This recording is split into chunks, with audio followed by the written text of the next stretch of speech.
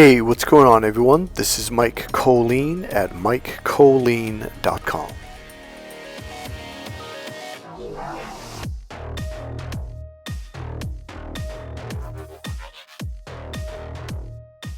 Okay, so let's talk silver and stock markets once again. I'm going to teach you a really important and really simple thing to understand that'll help save your butt and prosper you in the stock markets. Now, I am not some stock market expert, I'm not an investor, nothing like that, but I do understand some concepts that if you don't understand these, you're going to lose your butt. Okay, so let's start out with the basics. Here's the basics, and believe it or not, I've actually met professionals with master's degrees in business and education. In fact, one person worked at Hewlett Packard. He actually became a client of mine after I did 4 trainings up at Hewlett Packard. For those of you who are young and you don't know who or what Hewlett Packard is, it used to be one of the largest, most powerful computer companies in the world.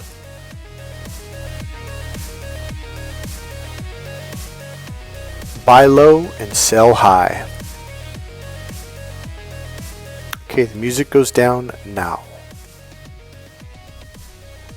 Okay, so there's a very basic principle, probably principle number 1.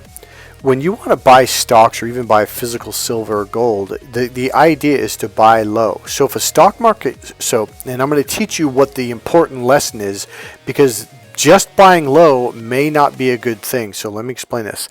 So the general premise is you want to buy stocks that are really low.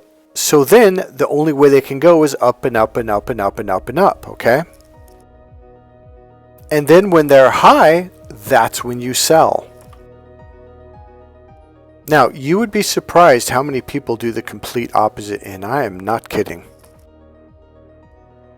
Alright, so this guy, this was legitimately a smart guy, and it wasn't his brains, that was not the problem.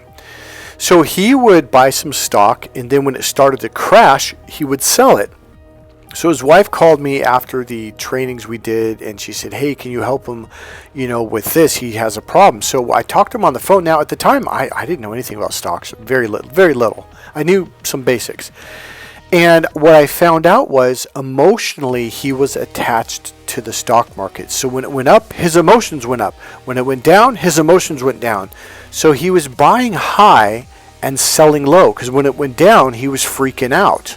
Okay, and when it went up, he was like, oh my God, it's going up, and then he would buy it when it already went up. It's like, well, that's not the way you do it. So for him, I just had to get him to disconnect from it, and not disconnect from himself, but disconnect from his emotions from the stock market. Okay, now that's a completely different story, techniques, etc. But it worked successfully. They called me back, and I think it was 6 months. They're like, hey, he's out of the red, now he's in the black, and he's this much ahead now. So it was a really, and when I mean this much, we're talking like $250,000. And if I remember right, we only did 2 or 3 sessions. So for $300 a session, that was a deal. Now, here's the challenge. So a lot of people think, oh, so just buy low. Well, it depends. Okay. Here's what I mean. Let's say a stock is crashing, or let's say a stock of a company is crashing. Well, here's the challenge you have to understand. Number 1, you have to educate yourself as much as possible on that market, whether it's silver, whether it's a company that makes computer chips, car parts, it doesn't matter. You have to understand whatever that market is, okay? You have to know the ins and outs. Well, what do you mean? Well, a stock in a company might be crashing because the company is crashing and there's no saving it, okay?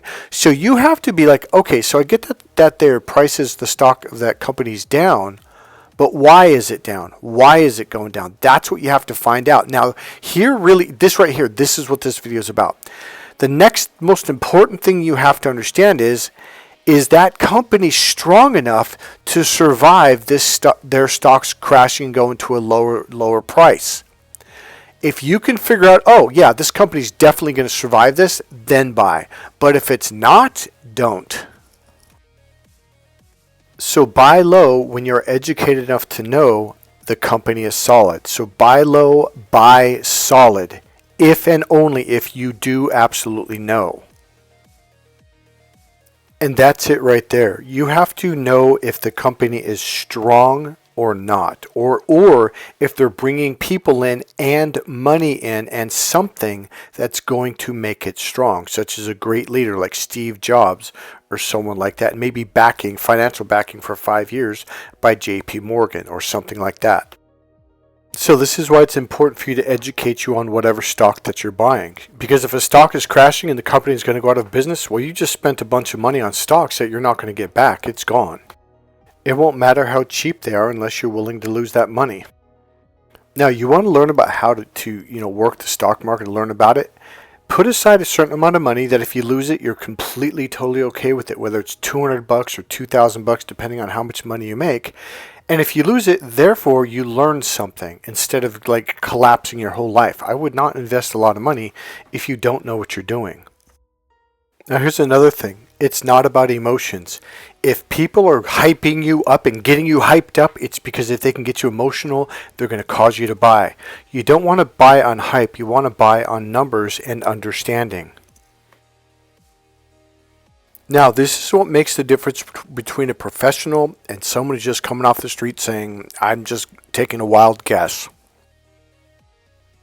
Okay, so there was a company, and they're still in existence. I'm not going to say who. It wasn't Hewlett Packard, by the way. It was way after that. They were basically starting to kick out products that were not as good as normal. In fact, they didn't really care, and it became obvious the company had shifted. And like, what's going on? And the really weird thing was their stock was going up, so they would lie to people. They would tell them whatever they want to hear, because I had to deal with the company, and something was wrong with my brand new computer, and they were lying to me. I'm like, why are you lying to me? Because they were playing a stock game. They didn't want people to know. They were just making products as fast as possible, saying how great they are when they weren't, etc. Because then what they did was they sold at the absolute peak, and then they let the truth out, and then they went down. Now, because I used my computer a lot, I was calling that company a lot, and I was talking to other people, and the word was on the street. I'm talking about everyday people that were talking about it. And what's going on with the computer? Man, I just bought a brand new computer. It cost me $3,000. There's all these problems, and I was like, man, I'm not the only one. I'm not the only one. And when you go in the store, people, there was a frenzy going on for months and months and months. And their business model had completely changed. And I'm like, okay, something's not right here. I'm like, and yet the stocks are going up and up and up because marketing-wise, they were saying ABC, great, great, great, when it wasn't great. I'm not going to say who, but some of the top people in that company sold their stocks right before it crashed. They sold it when it peaked because they knew what was happening. They knew eventually people were going to talk and people were going to figure it out, and they timed it just right. Now, here's the thing. You really shouldn't invest in something you don't know anything about. The stocks are like, okay, with me and that company, simply because I really loved their products and I was always going to the store, always asking questions, always reading stuff online about them, I was telling everyone, hey, if you've got stocks, sell. And I even put it on my Facebook page, sell right now. Something is not right. This is going to crash. Like, how do you know? And I try to explain, and it's just simply because I was so pissed off, I started investigating. I called the company a lot, I complained a lot, and I got enough information to go, something's not right here. I'm out. Now, I'm going to give you another example.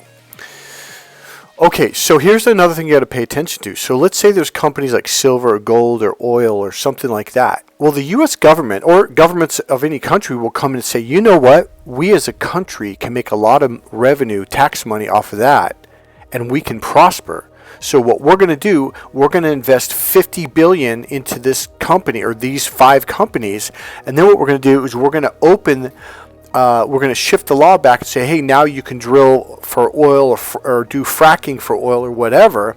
And all of a sudden, that market is going to skyrocket.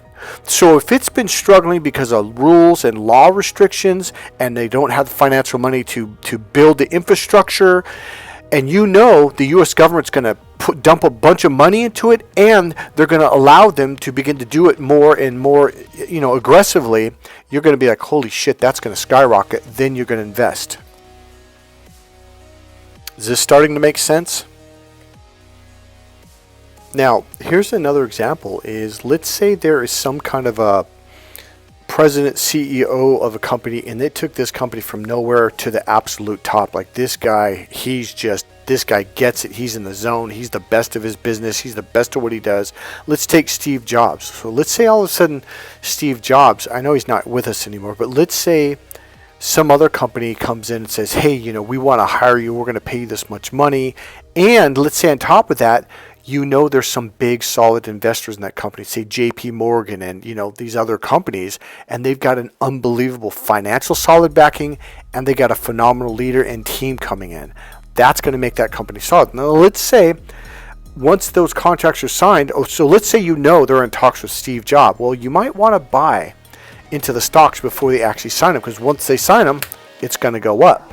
So let's say it goes up initially, but then a year or two later it goes down because, it didn't work out. That's the whole thing, though. It is speculation. You got solid financial backing, you got a solid plan, and you've got some solid leaders coming in. That's going to make that company more solid. And stocks is all about, it's a psychological game of speculation of, do people feel good about this company? Do they feel good about these moves? Because if they do, they're going to buy. And once more and more people buy, the stock price is going to go up. So if you can get in there while and before they sign people, suddenly you're going to have your stocks are going to become more powerful. Now, the reason why I'm kind of getting a little blurry now is because I'm coming up with a hypothetical to give you an example or examples. So this is why you need to understand each market. If you don't understand the market and what can make it crash or what can make it go up or what's going on in the market, you're kind of screwed. This is why this is the thing. Even though like I've been learning about silver, I don't know anything about gold. You're like, what are you talking about? It's the same thing. No, it's not. Completely different market. Right now, silver is in high demand. Computer companies, computer chip companies, car companies, solar panel companies, they need this rare metal, and it is rare right now. It's hard to get to. It's a precious metal, and they're not digging enough up, and not only that, but refining, thus producing enough metal to be used for these companies. There's a deficit right now, which means physical silver is in demand, and it's going to be in demand for a long time. Because even if you're opening up an old silver mine, it's still going to take a lot of money, investors. It's going to take time to do it, time to set up the infrastructure again and to start digging again. It's going to take years for that mine to begin to produce money. So now we're like, okay, so the vaults are empty. It's going to take years for them to either develop new mines or discover new mines, to create new mines, which means for the next year to 3 years, silver, the physical property, is going to go up. It's going to be in demand, which means we know at least for a certain amount of time, until they find another vein of silver and get a lot of silver somewhere or begin to create mines, until that happens, silver is going to be in demand. So then what you have to pay attention to is there anything on the horizon saying that a lot of silver is going to get dumped back into the market? Because when that happens, physical silver is going to go down. I don't think it's going to go down a lot, though. It'll go down just a little bit. And remember, if they do find silver, they're going to have to completely build a new mine, and that takes years. I'm not an expert on that part. That'd be another thing I'd have to investigate. How long is it going to take them to build the infrastructure to this mine, to get a company there, to get the organization there, to get the workers there, and get everything going? I know it's going to be more than a year. I heard it can take 3 to 5 years. This is what I've heard from the experts. Do I know that personally? No. Now let's look at silver again. So let's say they do find another big bunch of, I'm not using the right word, but silver somewhere, like a big batch of silver, right? That's, oh my God, that's like $2 trillion worth of silver, or 10 trillion. Well, how long is it going to take them? Because maybe it's in a terrain that's going to be extremely difficult to pull it out. So it's going to take a long time to begin to build whatever into this forest or this mountain area or whatever. So that would be another factor. What's my point? Know your market. Because just because a stock is going down, it might be going down because it's crashing for good. Know your market, buy low, sell high. You're also going to have to figure out, well, how do I know how high this is going to go? And that's going to be a guess. This is a guessing game, and it is, in a sense, gambling, but it can be an educated sense of gambling. It's not like throwing the dice. It's not that bad. It's not that much. There is instinct, education, and intuition. All right, guys, God bless you. I hope this helped you learn something. Again, I am not a financial expert. I'm not an investment expert by any means. This is just some of the things that I've learned over the years.